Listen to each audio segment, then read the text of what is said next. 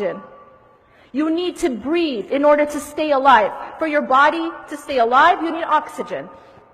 And everyone in this hall knows that if you are deprived of oxygen, you will only be able to survive for a very short amount of time, and then you will die. Agreed? Now, the heart also needs oxygen. And it's interesting because the trees, what do they give us? They give us oxygen. And in fact, Allah subhanahu wa ta'ala actually made this connection with the tree and the good word, the goodly word, that kalimatun tayyibah. And that being Iman and La ilaha illallah. And ultimately, the oxygen of the heart is dhikrullah. It's the remembrance of Allah subhanahu wa ta'ala. If we live our lives and we don't remember Allah, if we live our day, we go through our day and we aren't praying, it is exactly like a person who is being deprived of oxygen. And I don't need to tell you, we don't need an MD up here to tell you what's going to happen to that person. It's obvious. That person who is depriving themselves of oxygen is going to die.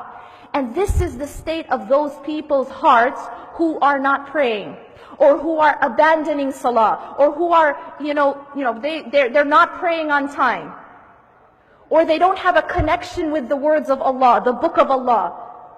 Because what they've done is they've deprived their heart of the oxygen, which is the remembrance of Allah. The remembrance of Allah is the oxygen of the heart. And this is just a funny example. You never have a person say, I'm too busy to breathe. Right? You don't have anyone say, I'm in a really important meeting, so I'm going to breathe tonight. Or I'm not having a good day, so I'll leave breathing till tomorrow. Because I'm really down, I'm not in a good mood. Nobody says I'm watching a TV show, so I'm not going to breathe. Or I'm at the mall. You understand the point here. We know that we have to breathe to stay alive.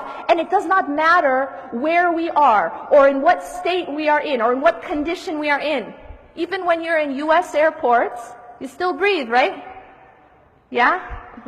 What happens when salah time comes and you're in an airport? Your salah is your oxygen. You cannot think of it as anything less. And if you do, that's why your heart ends up dying. Really, it isn't rocket science. When people want to understand why they're having a spiritual crisis, it really is not complicated. It always goes back to the salah, because the salah is the life of the heart. And a person has to first abandon the salah, or somehow put salah aside, in order to be able to get off the straight path.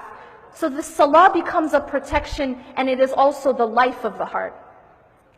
Now, we also know to take care of the body, we need food. We have to feed the heart. What is the food of the heart? It is also the remembrance of Allah.